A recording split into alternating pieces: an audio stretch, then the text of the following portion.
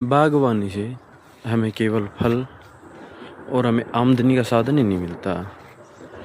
अगर हम सुबह शाम इसमें आते हैं, इनमें घूमते हैं, इनको देखते हैं, इनसे मिलते हैं, इनसे बातें करते हैं, तो हमें बहुत ही अपार सुकून भी मिलता है।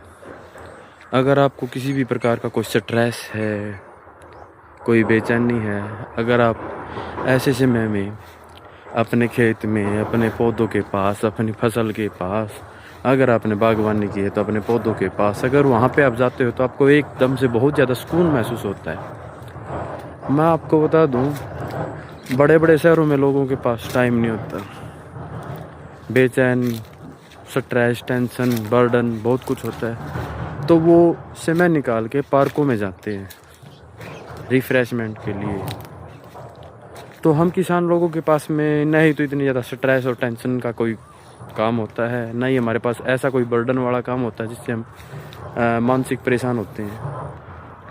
हाँ, कभी कभी हो सकता है कोई ज़िंदगी में अनेकों कारणों का हमको कुछ स्ट्रेस महसूस हो, तो हम जैसे अपने खेत में ऐसे घूमते हैं, देखते हैं अपने खेत को, अपने पौधों से मिलते हैं। अब पौधे बात नहीं करते, आपको ऐसा महसूस होता है।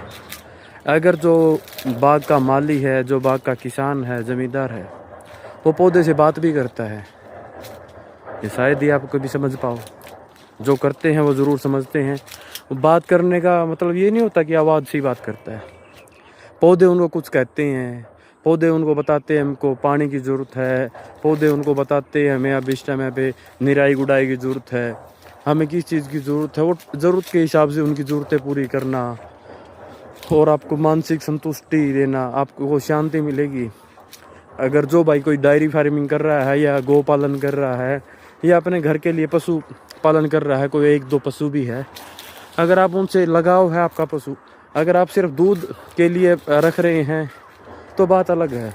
अगर आप एनिमल लवर है और आप उसको प्यार में रख रहे हैं, आप उनकी सेवा करने के लिए रख रहे हैं, गाय को रख रहे हैं, तो अगर आप उन टेंशन में होते हैं, आप उनके पास जाते हो तो भी आपको बहुत ज़्यादा सुकून देते हैं। आपके पास आते हैं, आपसे वो भी बात करते हैं। अभी देखो मैं बाग में घूम रहा हूँ, आपको पीछे कोयल की आवाज़ भी सुनाई दे रही होगी। सब कुछ पैसा नहीं है, बागों में रहने का यही मज़ा है। कोयल की आवाज़ें, अलग अलग तरह के पक्षियाँ, ऐसे भी पक्षियाँ देखने को मिलते हैं समय समय पे जो हमें टिकट लेने के बाद चिड़ियाघर में भी नहीं मिलते देखने के लिए। ऐसे पक्षी हमको देखने को मिलते, बहुत ही अच्छा सुकून भरा ये पल होता है। अभी शाम के 6 बजे हुए हैं, लेकिन काफ़ी अच्छा ये मौसम है। काफ़ी इतनी गर्मी का समय है, लेकिन यहाँ पे बहुत ठंडक है। आप दिन के 2 बजे भी अगर यहाँ पे सो तो आपको महसूस नहीं होता गर्मी है।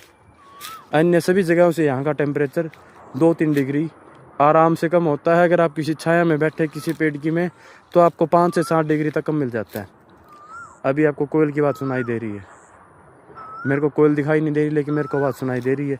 कहाँ पे है कोयल मेरे को नहीं पता, लेकिन ये कि सुकून भरी आवाज़ है। और मैं आपको ये बता दूं, मेरे बाग में काफ़ी कोयलें हैं जो सुबह 3:30-4 बजे बोलना शुरू कर देती है, और ये ही मधुर आवाज़ सुबह 10 बजे तक चलती रहती है। शाम को फिर ये जैसे ही मौसम ठंडा होता है फिर दोबारा से ये। तो ज़रूरी नहीं है अगर आपके पास पैसा है तो आपको सुकून भरा एहसास ये मिल सकता है। तो अगर आपके पास पैसा है तो आप ज़रूर कोई फार्म हाउस, कोई जगह ऐसी बगीचा छोटा ज़रूर तैयार करें जहाँ पे आपको ऐसा ही सुकून मिले। ऐसे ही आप पेड़ पौधों से, जीव जंतुओं से, पशु पक्षियों से प्यार कर सके, जो आपको मतलब ज़िंदगी में संतुष्टि महसूस करवाए, जिसके बाद आपको ये लगे कि हाँ, कि हम प्रकृति प्रेमी हैं। तो आपको काफ़ी अच्छा, ये मेरा एक आय का साधन भी है। मैं आपको ये बता दूं, ये ऐसा नहीं है कि इसका कोई वो नहीं है, हमको फल भी देता है, काफ़ी अच्छा फल देता है, काफ़ी अच्छी इसकी इनकम भी होती है, अन्य फसलों के मुकाबले काफ़ी अच्छा है, सुकून भरा है। और क्या मैं प्रकृति से ले ही रहा हूँ? नहीं, जो मेरे पॉसिबिलिटी है, मैंने मेरी जितनी भी एग्रीकल्चर लैंड है उसका 50% में मैंने प्लांटेशन करके ये कर रखा है। बाकी मेरे को हरा चारा के लिए और गेहूं के लिए और अन्य मतलब समय समय पे कुछ फसलें का बदलाव के लिए है। हो सकता है आने वाले टाइम में मैं उनमें भी ऐसी ही कोई प्लांटेशन करूं, कुछ अलग करूं, या हो सकता है अमरूद की करूं। वो तो मेडिकल टेस्ट होगा इसका, लैब मिट्टी का, उसके बाद में ही फैसला ले पाऊँगा। लेकिन कोशिश ज़रूर रहेगी कि मैं कुछ ऐसा करूं।